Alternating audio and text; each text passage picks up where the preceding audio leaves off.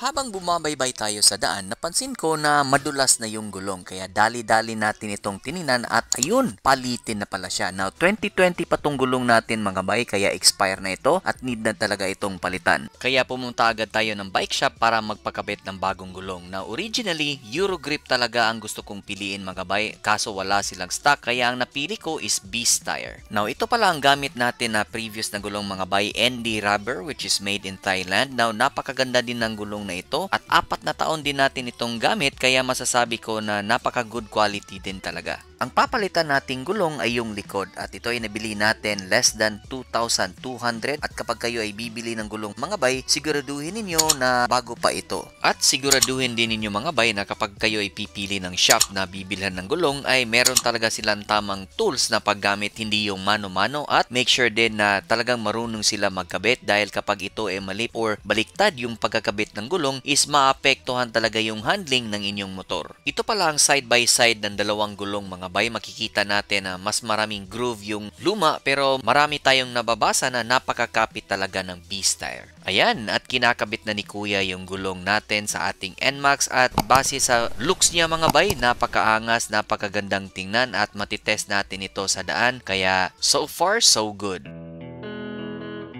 Ngayon po ay April na of 2025. 8 months na siya ko nang ginamit. At those span of time, nasa 6,329 na natakbo na natin using yung Beast Tire na flash. Ito na siya ngayon. Goods pa rin siya.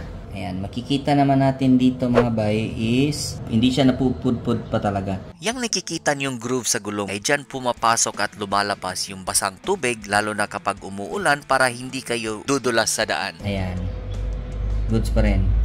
Ano nga ba yung masasabi ko sa gulong mga bay? By the way, gusto ko lang klaruhin na hindi po ito sponsored ng Beast. Nung una, medyo hesitant ako pero need ko na talaga palitan yung lumang gulong kaya itong Beast Tire na nagamit ko. 8 months later mga bay na tapos natin gamitin ito, nagamit ko na siya sa basa o hindi basa na daan at masasabi ko nagmakapit siya sa daan at daily use ko ito gamit ang motor natin mga bay at wala naman akong problema kahit mayroon tayong angkas so wala. Kung i-rate ko ang Beast Tire, honest review siguro nasa 9 out of 10. Pero masasabi ko na worth it talaga yung Beast Tire. Honest review ko po ito. And in terms naman sa quality niya is okay naman siya. Hindi naman siya madaling mabiyak or masira kagad. So ayan mga bay. So ginagawa ko ang vlog na ito para dun sa mga nagplaplano na bumili ng bagong gulong. You might want to consider as one of your choices. And again, hindi po ito sponsored ng Beast. Kaya Beast, baka naman.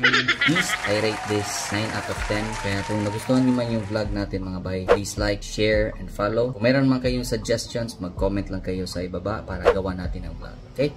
So, maraming salamat sa panonood. Thank you very much po. Peace. See you in the next one.